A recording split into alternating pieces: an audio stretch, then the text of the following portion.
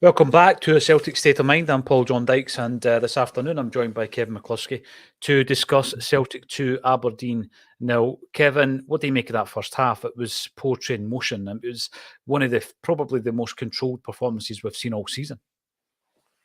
It was an absolute joy to watch that first half. I should probably just revisit my notes from what we had at the St Johnstone game a couple of weeks ago, when I think the last one I did, because I thought that was the most controlled first half we'd seen of in the season so far. This surpasses it. We've just been absolutely dominant from the word go. It's been brilliant to watch. You know, you get the goal after 2 minutes that settles any nerves that there might have been going into this game, because there always is, I think, against Aberdeen or in any game. That settles you right down. And from that point onwards, it's just been relentless attacking football, completely dominant, absolutely in control. I don't think Aberdeen's had a shot yet in the game. Joe Hart's been a virtual spectator. I think he's maybe had one cross he's had to deal with, and he dealt with that fairly well.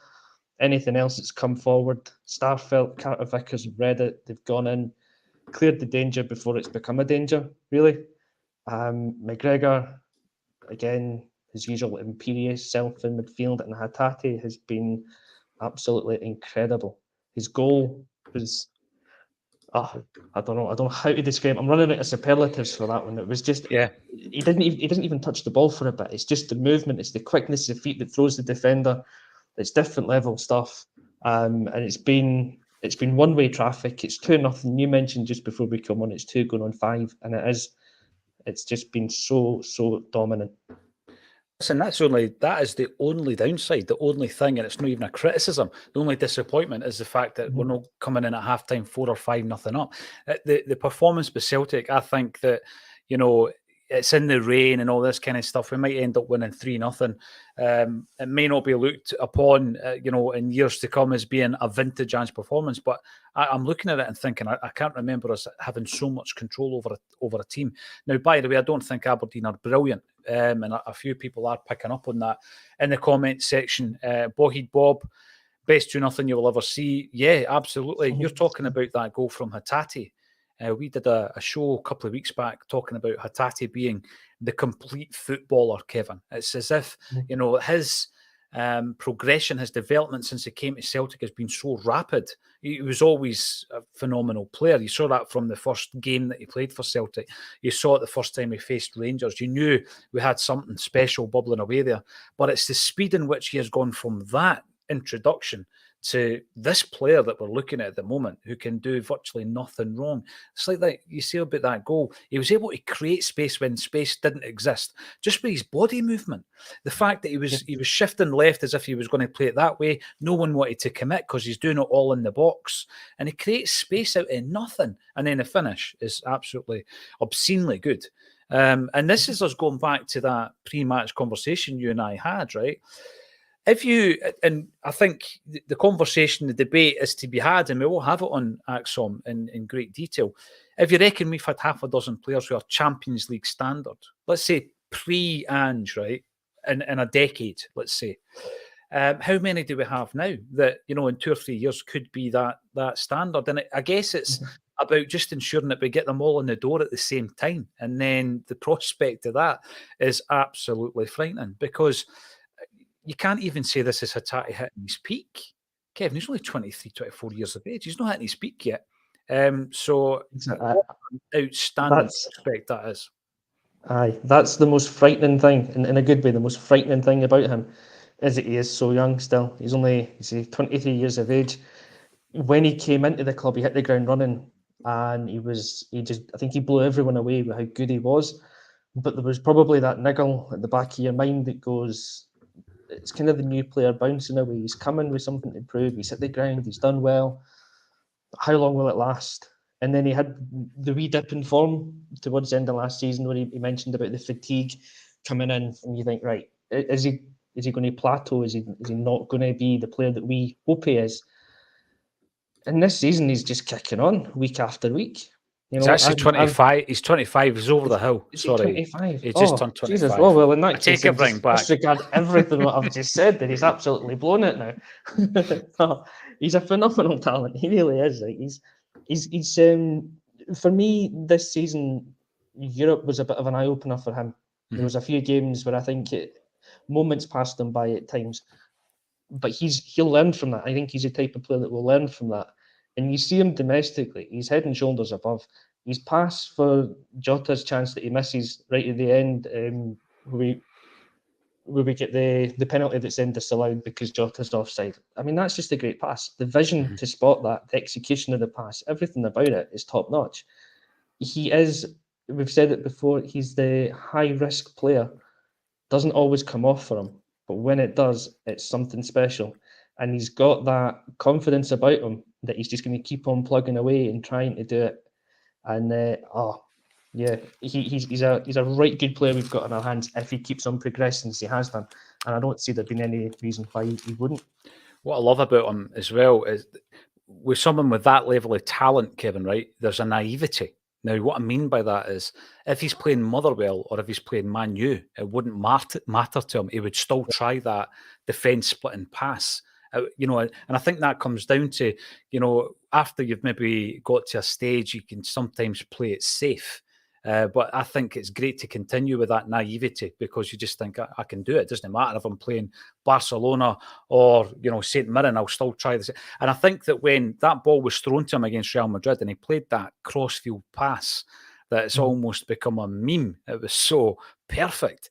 I didn't think it crossed his mind, I'm playing Real Madrid, I better play this safe. He just pinged it. And, he found his man.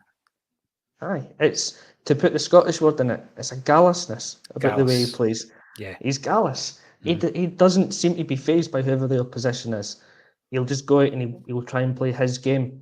And that's also the Ange way, because we didn't really change the way we tried to play the game against Real Madrid as opposed to how we're playing it today. The principles of the game were the exact same. Keep the ball on the ground, keep it moving quickly, be aggressive and attack. And that's how we play every game. There's subtle changes here and there, and there'll be subtle changes to Hatate's game depending on who it is. But the basic principles of what he does are the same because he clearly believes in his ability and that he belongs at a high level. Yeah.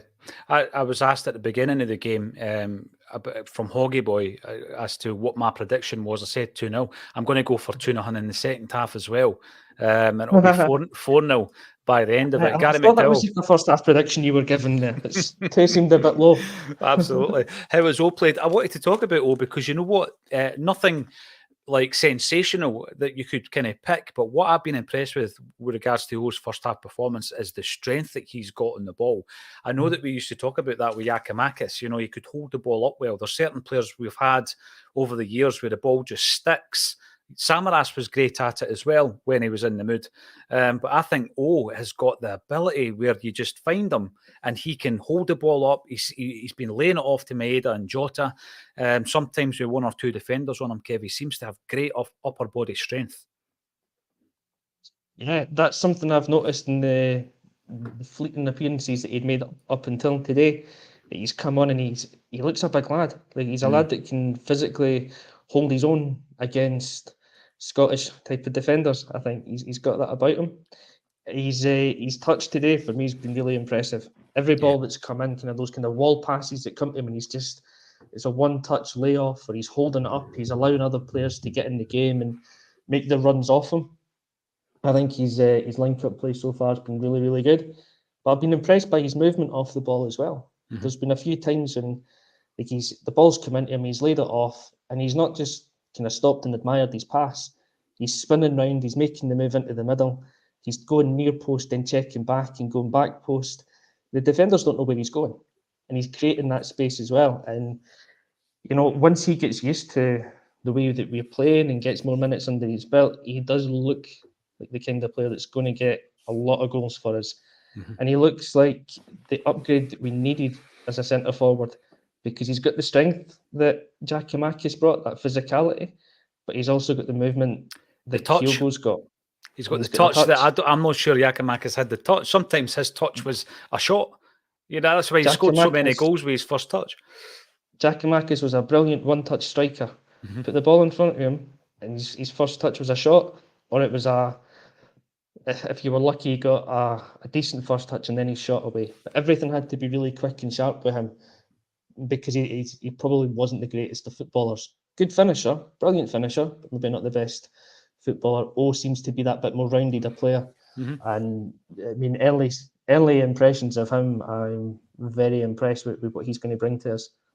Mightily impressed. Let's hope he gets a goal to build on his confidence. So when we go into the League Cup final, we've got two strikers who are high in confidence. Chancer, you come in on the comment section. Jota's defensive work today is the best I've seen from him. I've been pretty critical of Jota's defensive work since he came in. I love him as a player. The flair that he has, the creativity that he has, is something that can change games at any level. And I'm a massive fan of Jota, but that's the one part of his game that I have been critical of since he came in. And I agree with Chancellor. I think that he has shown his all-round game is improving. You know, we're buying these players in, Kevin, and there's areas of improvement, and Ange is getting that. You're now watching Carter Vickers in a game like today, and he's strolling it. Carter Vickers, for me, was the man of the match against St Mirren, and we beat them 5-1, which is an astonishing, but you know how the game went, and you know that it was tight until a certain moment in that game, 65 minutes in, I think, with regards to the penalty and also the sending off and the three subs changed everything. But Carter Vickers, I mean, you watch him now, he looks as though, you know, he's strolling it now. He's strolling a lot of these games. And I think that Carter Vickers and Jota have actually improved. I know that people might say Jota's form this season has been a wee bit up and down, but I think as players, these guys are still developing under Ange Postecoglou, Kev. I think they are, and you've got to look back, and it's the thing that I keep on forgetting about them, is that this is, well, it's maybe not so much. I was going to say it's Carter Vickers only his second real season as a first-team player. I think he did have a season down south as a first-team player, out on loan, like as a Bournemouth, I think. starter. Yeah. Bournemouth, yeah. But he's still relatively inexperienced as being a starter, I suppose. And it's the same with Jota. He was never really a starter in the first team in the top league before. So of course they're still learning as players, and they are. Like, there was a point that Tom Boyd made during the first half in his commentary, which it was brilliant, I thought, and it's one that we need to remember that the defenders' concentration levels have been phenomenal this season, and they've got to keep them really high because there's so much of the game that gets played in front of them and they're not involved. But then every time the ball does make it over the top, either Carter Vickers or Starfelt is reading the situation, they're winning the ball, they're calming everything down, and they're putting us back in the offensive. And we need that solid base, and that's been the foundation for us for the season. For Jota, yeah, again today defensively he has put in a shift, and he's not a player that almost should be in a sense, because you can let him be the flair player because that's his strengths. But it's so good to see that he's now adding something else to his game again, becoming that more complete player, a rounder player, and someone then who's going to give more support to his fullback regardless of which side he's on, which then allows them to become more offensive as well at the same point. And it's all these incremental improvements that have been made across the team that over the course of a season just add up to us doing the thing that Ange wants us to do, which is just get better game by game, week by week, so that come the end of the season, we're lifting the trophy. It's interesting in that there's been players in the past where certain elements of their games never been great. For example, I mean, I'm going to use a really obvious example, and it's not just to take a dig at him because I loved Paddy McCourt as a footballer. I thought the entertainment value was unbelievable, and obviously what he achieved coming from the Irish leagues was excellent as well. But he couldn't play in a team managed by Ange Postecoglou, and that's why I probably asked the question quite a lot about the players who left, maybe in the pre-season, along with Scotty Brown and El Yunusi, and a wee bit later Ryan Christie and Edouard. Which players would have really thrived under Ange? And it's the ones who had the defensive qualities, Kevin. It's the likes of El Yunusi who would have thrived under Ange Postecoglou because he was a more all-rounded player. So yeah, that's something that I continually ask about because I think Ryan Christie would have been brilliant under Ange as well. We're going to go back to the action. It's been an absolutely tremendous first half, a thrilling first half in which we have absolutely dominated and controlled it. Thanks everybody for getting involved. 600 strong on the halftime bulletin. Kevin is modelling a wee bit of the old Acsom merch on there. That's the famous shamrock top from the 50s and 60s. And because obviously, you know, the way he's built and everything, you can have it with the open neck. I tend to button mine right up to the second chin. So yeah, modelling it beautifully. It's because I'm of his scrawny, that's what you're trying to say. Not at all. Not at all. Lean was the word I was looking for. The link is underneath the video, as is other links in terms of some of the events we've got coming up as well. You mentioned Tom Boyd. I'll be with Tom on Friday night at Gracie's for a live event with Tom Boyd, which will include the Hardest Shot Challenge. He will be competing against Brian McClare, who only got 33 miles per hour live, and Tom Boyd will be looking to improve on that. Somebody from the crowd came in and got 57 miles per hour. Joanna, who was wearing a pair of Doc Marten boots. So we'll see if Tom Boyd can beat both of those. Let's go back to the second half. We'll see it full time. Last thing for me to say is thank you once again, Kevin McCluskey, for joining me on A Celtic State of Mind. Brilliant.